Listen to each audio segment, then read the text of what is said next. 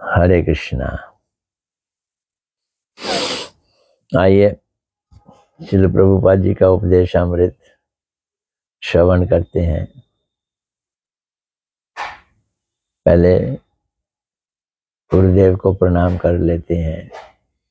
नमो विष्णुपदाय राधिकाय प्रियात्मने श्रीमद् भक्ति वेदांत नारायण गोस्वामी इति नामने। श्री कृष्ण लीला कथने सुदक्षमोदारे माधुर्य गुणैश्च युक्तम् वरं वरेण्यं पुरुषं महान्तं नारायणं तमां शीर्षा नमामि।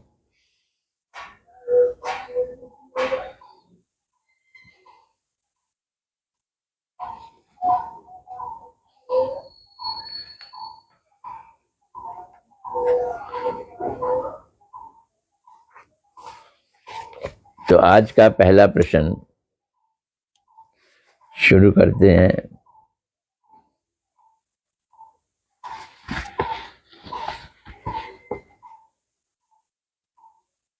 आज की कथा का श्रोता पहले तो मनीष मानो तो यहीं घर पे आए हुए हैं। बुधवार है ना, उनको छुट्टी हो गई। और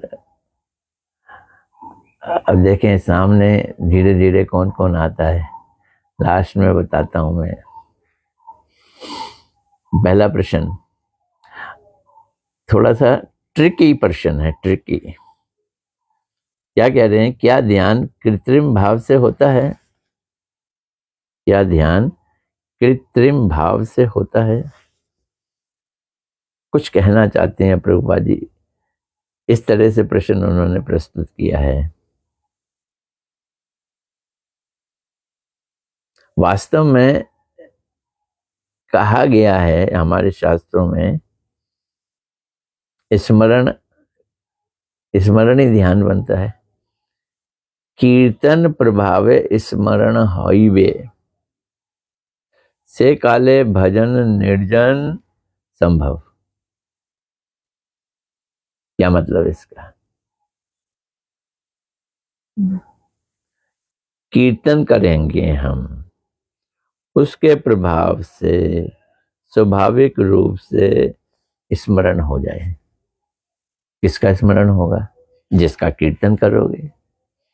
तो कीर्तन के प्रभाव से स्वाभाविक रूप से स्मरण हो जाए, तभी निर्जन भजन संभव है। हम कीर्तन कर रहे हैं, स्मरण हो नहीं रहा, तो इसका मतलब है अभी कीर्तन का प्रभाव नहीं आया। कीर्तन के प्रभाव से स्मरण आ जाए।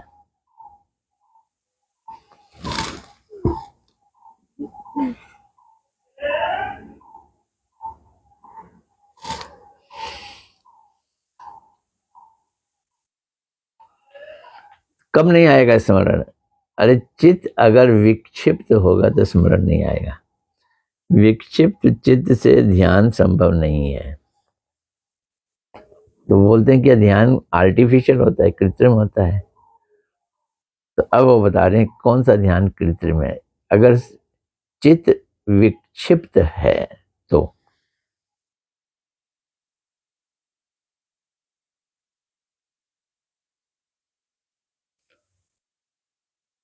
और जो ध्यान असली नहीं है, कृत्रिम है, आर्टिफिशियल है। हम बैठ रहे हैं, रोज ध्यान करने की कोशिश कर रहे हैं, तो ये वाला जो ध्यान है जिसमें हम अपना सुख चाहते हैं, इसका नाम दिया उन्होंने आत्म इंद्रिय तर्पण। अपनी इंद्रियों को सुख देने वाला ध्यान लगाते हैं। शांति के लिए ध्यान लगाते हैं, सुख पाने के लिए। तो ये कृत्रिम ध्यान हो जाएगा। भगवान का ध्यान करो तो भगवान अप्राकृत वस्तु हैं। तो अप्राकृत वस्तु का कीर्तन के माध्यम से ध्यान स्वाभाविक होगा। तो अप्रकट वस्तु का ध्यान तो कर नहीं सकते हम, क्योंकि ध्यान बुद्धि और मन से होता है। बुद्धि और मन तो जड़ है। जड़ वस्तु अप्रकृत चीज का ध्यान नहीं कर सकती है, पर गुणगान कर सकती है, नाम ले सकती है। ये फैसिलिटी दे दी है हमको।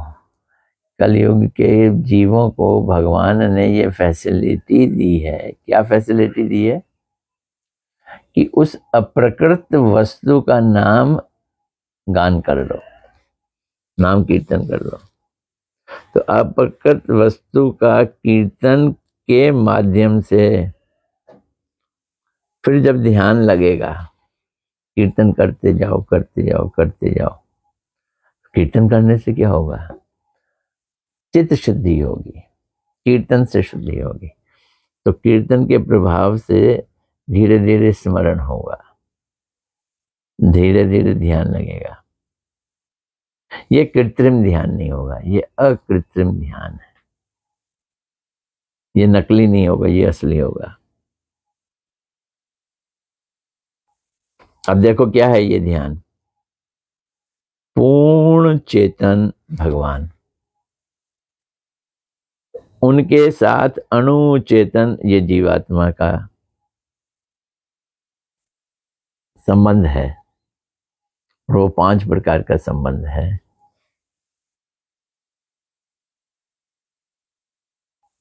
उन समस्त संबंधों के अभिधेय रूप में शब्द ब्रह्म की उपासना से, यानी नाम उच्चारण करने से स्वाभाविक राग या आकर्षण प्रकाशित होता है। तो भगवान का नाम का जप को कहा गया है शब्द ब्रह्म का उच्चारण। वो ब्रह्म जो सामान्य नहीं है, वो शब्द जो सामान्य नहीं है। तो क्या है? ब्रह्म, कृष्ण, राम, भगवान के नाम, ये शब्द सामान्य नहीं है, ये शब्द ब्रह्म है। तो शब्द ब्रह्म की उपासना से जो स्वाभाविक राग या आकर्षण है वो प्रकाशित होता है। उसी के द्वारा चेतन का सहज ध्यान संभव है।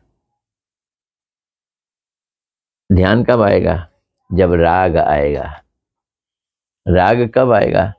जब हम शब्द ब्रह्म गाएंगे, जब हम भगवान का नाम गाएंगे तो राग आएगा।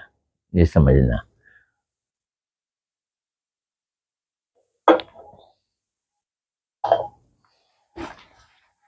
राग आ गया, राग आ गया तो ध्यान अपने आप ही लग जाएगा। राग मैंने लगाव, अटैचमेंट। शब्द ब्रह्म भगवान के लिए राग आ गया तो लगाव बढ़ जाएगा।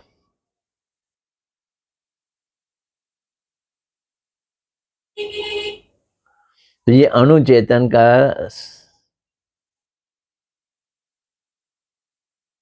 ध्यान, सहज ध्यान, लगाया नहीं, लग गया, सहज ध्यान संभव है। उस ध्यान में विशेष बात यह है कि 2 चीजें नहीं है। क्या नहीं है? विक्षेप नहीं होता और आवरण नहीं होता। वो ढकेगा नहीं, ना ही वो विक्षिप्त होगा। इसलिए वो कृत्रिम नहीं है, वो नकली नहीं है। नकली है तो उसमें विक्षेप भी आएगा और दूसरी बातों से वो ढका हुआ होगा।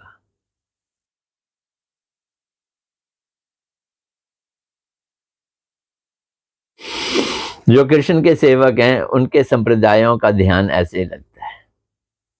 तो कृष्ण के सेवक संप्रदाय का ध्यान ऐसा ही स्वाभाविक होता है। कैसा ध्यान है? वो ध्यान करते नहीं है। अगर ध्यान करोगे तो वो कृत्रिम होगा, अगर ध्यान लग जाए वो स्वाभाविक होगा। स्वाभाविक ध्यान की हम आकांक्षा करते हैं, नकली ध्यान की नहीं। जोर लगा के हईशा ध्यान लगा ले, नहीं, अपने आप लग जाएगा।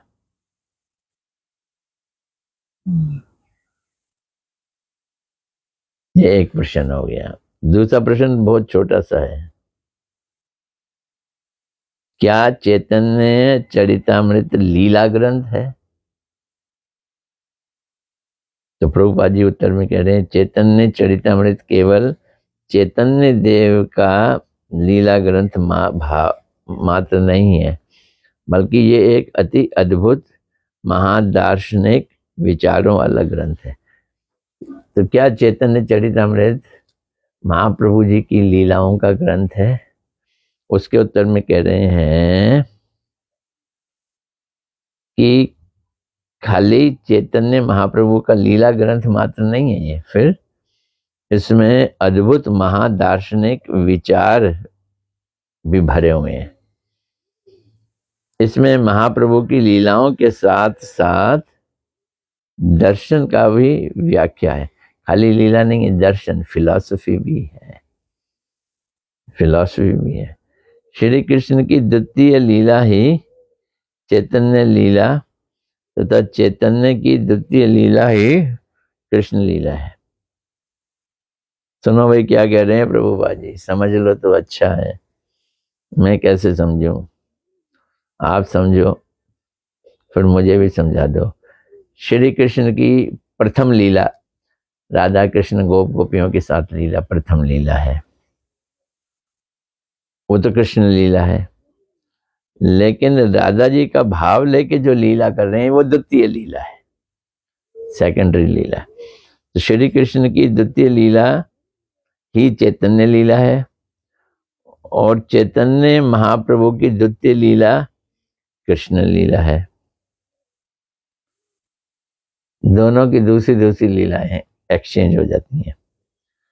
तो श्रीमद् भागवत के पथ का अनुसरण करके ही कविराज गोस्वामी जी ने ये ग्रंथ लिखा है, इसलिए ये ग्रंथ सिद्धांतों से भरा हुआ है, इसको साधारण मत समझना।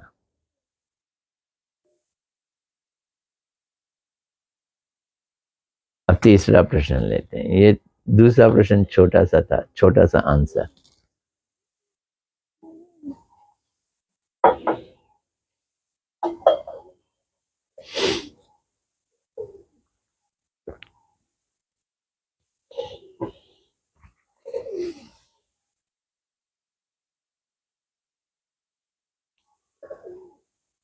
एक होता है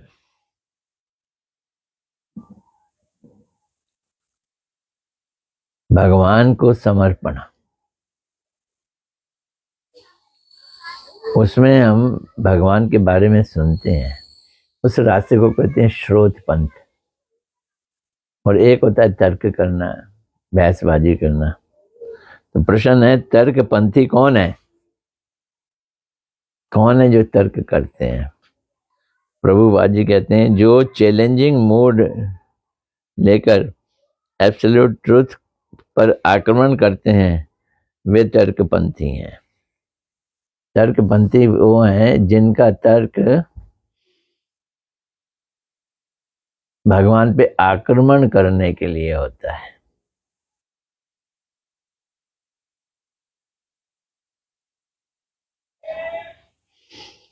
तर्कपंथा तद विधि प्रणिपातेन परिप्रश्नेन सेव्या। इस विचार का विरुद्ध जो है वो तर्कपंथा है। तो ये विचार क्या है? गीता का विचार है। तद विधि, उसकी विधि ये है, किसकी विधि? श्रोत पंथ की। प्रणिपातेन, पहले आप समर्पित हो जाओ, प्रणिपात हो, दंडवत करो, प्रणिपातेन, और फिर बड़ी आदर से प्रश्न करो, परिप्रश्नेन, और समय मिलते ही, मौका मिलते ही सेव्या, सेवा करो, सेवा करो, प्रणिपात हो, फिर आदर पूर्वक प्रश्न करो। 3 काम करने, जो ये 3 काम करते हैं श्रोतपंथी हो गए। लेकिन जो ये तीनों काम नहीं करते अकड़ के पूछते हैं वो तर्कपंथी है।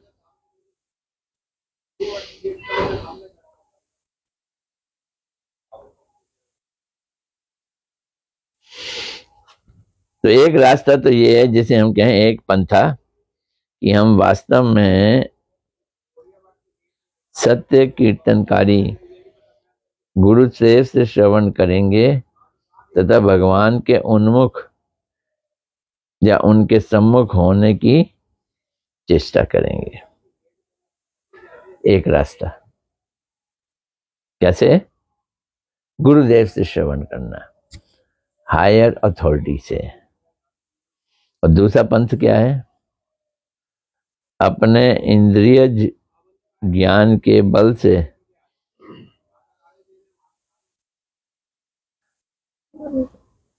हम उसको सत्य को प्राप्त कर लेंगे जो हमारी इंद्रियों से परे है। कैसे प्राप्त करेंगे? इंद्रियों से प्राप्त करेंगे। हम इंद्रियज ज्ञान के बल से, इंद्रियों के ज्ञान के बल से अति इंद्रिय, जो इंद्रियों से परे है, वास्तव सत्य को प्राप्त कर लेंगे। हम कार को लेकर आसमान में उड़ लेंगे, ये ऐसा ख्याल हो गया। कार को लेकर आसमान में उड़ लेंगे।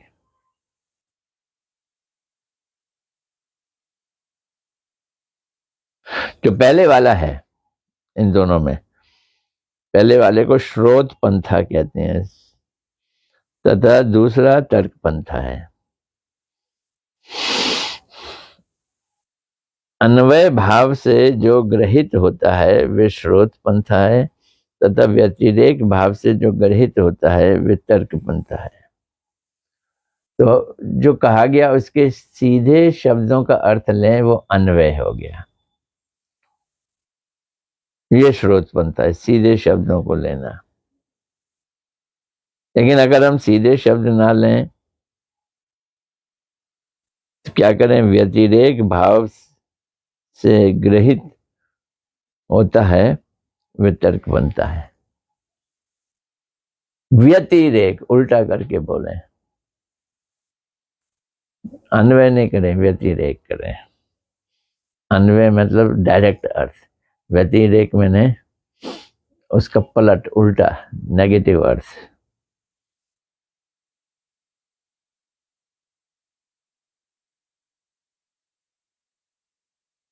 पांचों दर्शन ही तर्क पंथ में प्रतिष्ठित हैं। हमारे दर्शन 5 तरह के, हमारे यहाँ के दर्शन है, न्याय शास्त्र वगैरह वगैरह 5 हैं। ये पांचों तर्क पे डिपेंड करते हैं। केवल मात्र वेदांत दर्शन श्रोत पंथ ग्रहण किया है। मीमांसा वगैरह वेदांत दर्शन जो है उसमें मायावादी लोग तो उसमें भी तर्क डाल देते हैं, लेकिन वैष्णवों ने वेदांत सूत्र की जो व्याख्या की है वैष्णव ने, वो बड़ी सहज सरल है।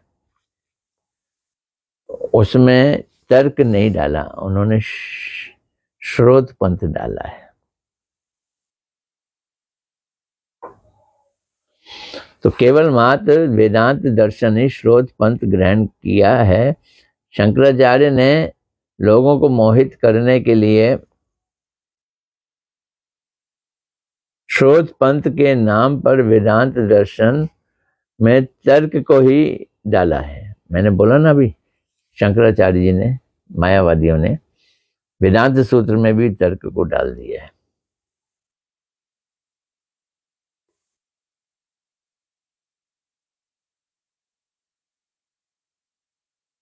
ये पहले बताया था, आध्यक्षिक ज्ञान के बढ़ जाने पर तर्क पथ की आदमी चल पड़ता है, तर्क पंथ को चल पड़ता है। तो वैष्णव लोग जितने भी कथाएं कहते हैं अपने द्वारा रचित कल्पित कथाएं नहीं कहते।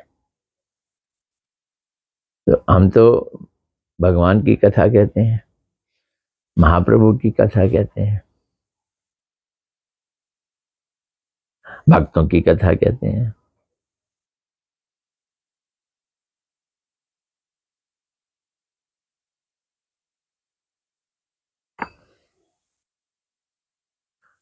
तो वे संपूर्ण रूप से गुरुपाद पद्म को दिखा रहे हैं, अर्थात वैष्णव लोग वे गुरु मुख से श्रवण की हुई कथाओं को ही कहते हैं। वैष्णव लोग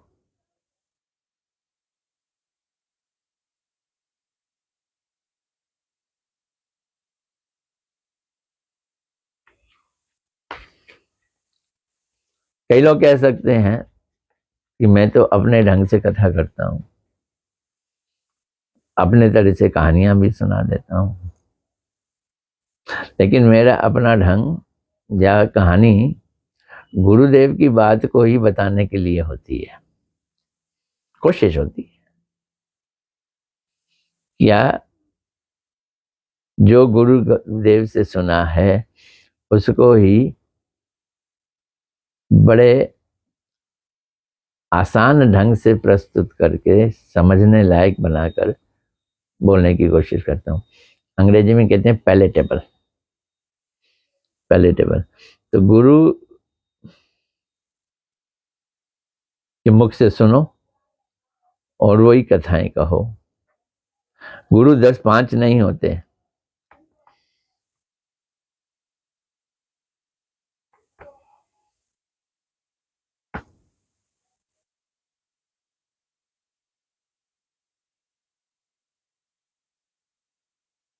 तो इसलिए गुरु 10-5 नहीं होते। जगन्नाथ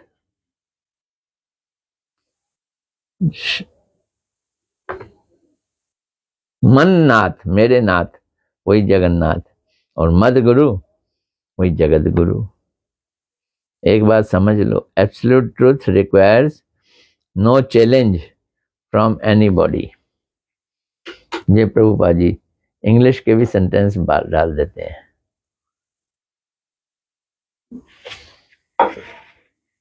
एब्सोल्यूट ट्रूथ को चैलेंज नहीं किया जा सकता, मतलब तर्क से नहीं समझा जा सकता।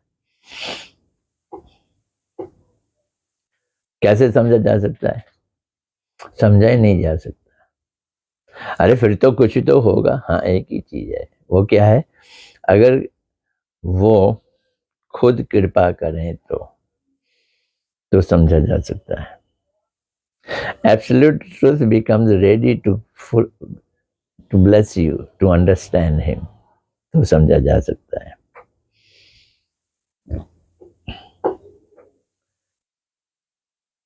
फिर एक और प्रश्न है, बहुत छोटा प्रश्न, छोटा सा उत्तर।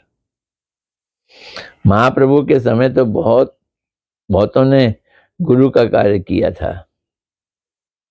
हाँ, वे सब भगवान के पार्षद कृष्ण प्रेष्ठ थे, वे परस्पर अभिन्न थे। उन सभी ने कृष्ण सेवा की ही बात कही।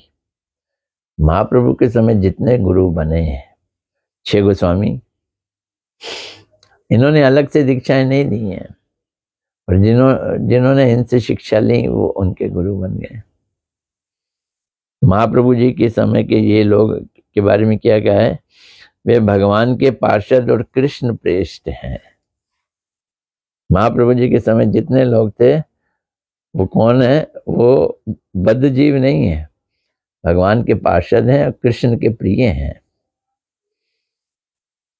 वे परस्पर अभिन्न हैं, कोई एक दूसरे से अलग अलग बात नहीं कहेंगे। They are connected with each other, वो अभिन्न हैं। उन सभी ने कृष्ण सेवा की ही बात कही है, कोई दूसरी बात नहीं कही है। तो एक और प्रश्न ले लेते हैं। सभी धर्मों में तो गुरु हो सकता है, सभी धर्मों में तो वह गुरु हो सकता है, वो कौन? तो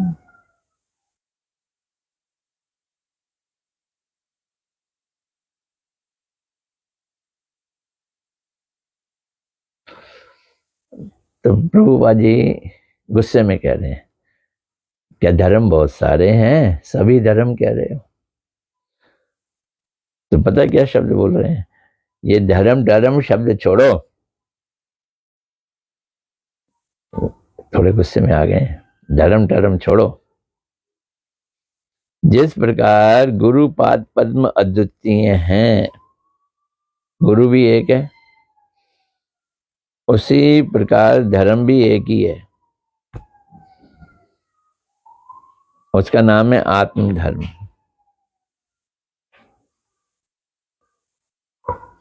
जो आत्मधर्म नहीं है, जो आत्मधर्म नहीं है वो मनोधर्म होगा या देह धर्म होगा। मन से बनाया गया धर्म या शरीर का धर्म होगा।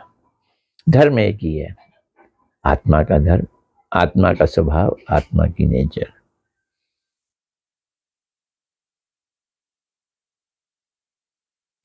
अब दुनिया में क्या मिलता है, जगत में देह धर्म और मनोधर्म के नाना मत और नाना पथ सुने जाते हैं, किंतु आत्मधर्म के संबंध में ये नहीं सुना जाता। नाना प्रकार के ये जो नाना पद है, ये आत्मधर्म और मन के धर्म के नाना पद है। भगवान की तरफ तो एक ही पथ है, एक ही रास्ता है।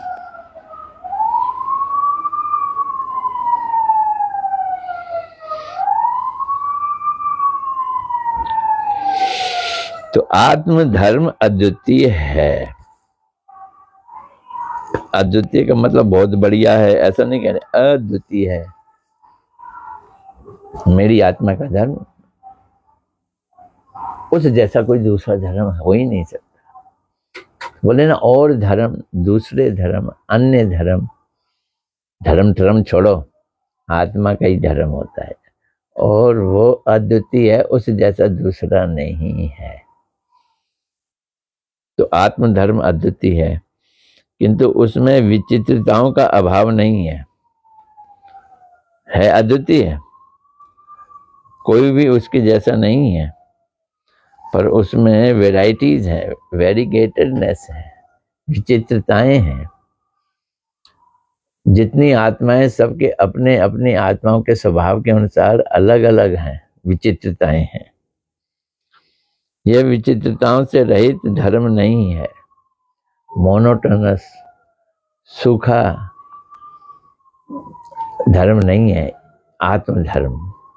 ये विचित्रताओं से, वेराइटियों से भरा हुआ धर्म है। वह विचित्रताओं से रहित धर्म नहीं है, वह संपूर्ण जागतिक आवरण एवं सीमा रहित और आत्मधर्म पे जग का आवरण भी नहीं, जागतिक आवरण भी नहीं है, उस पर कोई सीमा भी नहीं है। फिर वो क्या है, उसमें विचित्रताएं हैं।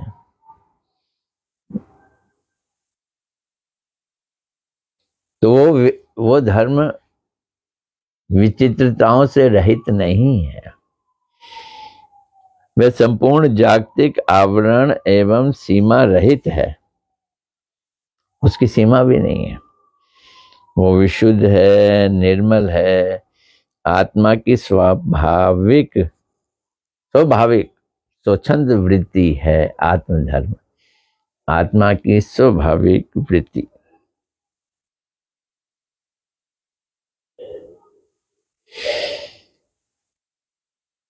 तो ये हो गया। एक और है, ले लेते हैं आज प्रश्न। आज मनीष मानो जी मेरे सामने बैठे हैं, इसलिए एक और प्रश्न ले लेते हैं, फिर उनको जल्दी जाना होगा, होमवर्क मिलता है इनको।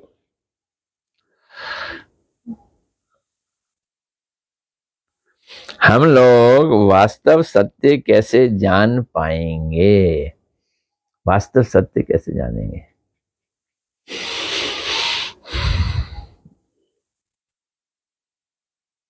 बहिर्मुख व्यक्ति की श्रद्धा, भक्ति तथा रुचि सभी कुछ बहिर्मुखी होती है। जो बहिर्मुख हैं उनकी रुचि भी बहिर्मुख है, उनकी श्रद्धा भी बहिर्मुखी है। मुख जिनका बाहर है और जिनका मुख आत्मा की तरफ है वो अंतर्मुखी हो गए। है ना फर्क? तो मनुष्य ऐसी श्रद्धा, भक्ति तथा रुचि के माध्यम से कभी भी सत्य वस्तु को नहीं जान सकता, बहिर्मुख से नहीं जान सकता। जब वास्तव वस्तु स्वयं ही, अब ये है, ये बात मैंने ऊपर भी कही थी, जब वास्तव वस्तु स्वयं ही कृपा कर अवतीर्ण होती है, सत्य कैसे जानेगा? वास्तव वस्तु को कैसे जानेगा? ये वास्तव वस्तु की मर्जी से जानेगा।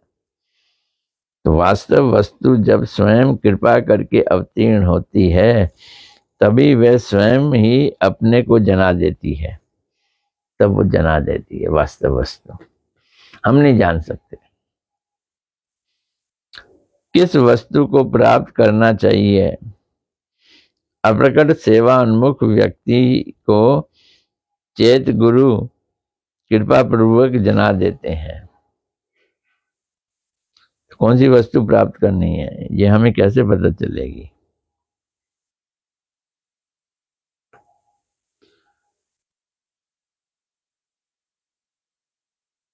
तो अप्रकट सेवान्मुख व्यक्ति को चेत गुरु कृपा पूर्वक जना देते हैं। अप्रकट नहीं, अकपट होगा। हाँ, अकपट, जिसमें कपटता नहीं है। तो जो अकपट होगा और सेवा करना चाहता होगा, सेवान्मुखी, अकपट सेवान्मुख व्यक्ति को भगवान चेत गुरु के रूप में सत्य दिखा देते हैं। चेत गुरु कृपा पूर्वक जना देते हैं। विशुद्ध आमनय धारा के माध्यम से ही वास्तव सत्य वस्तु प्रवाहित होती है। चेष्टाओं के जाल में नहीं होती। कैसे होती है? आमनय धारा, गुरु परंपरा, गुरु परंपरा, आमनय धारा।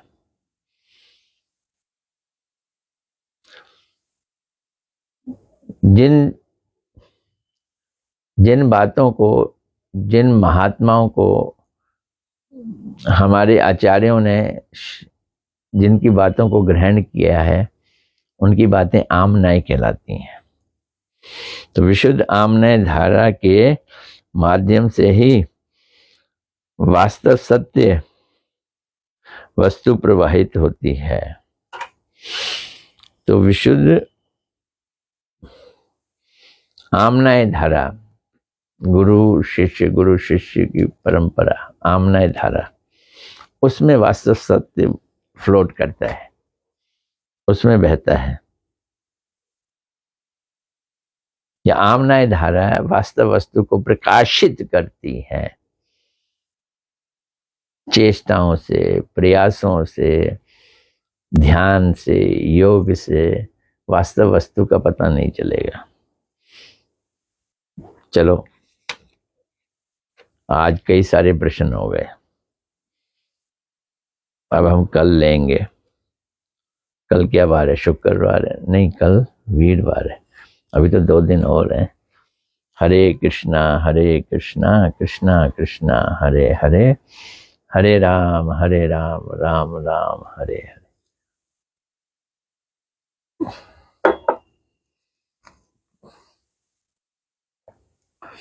देखो, जो लोग लेट आए हैं वो फिर से सुनेंगे, नहीं तो छूट जाएगा। जो जल्दी आए हैं वो भी फिर से सुन सकते हैं रिवीजन करने के लिए। नंबर 1 में तो मनीष मानू जी हैं जो सामने बैठे हैं। नंबर 2 में उनको दंडवत प्रणाम। वीना भल्ला जी, हरे कृष्णा, दंडवत प्रणाम।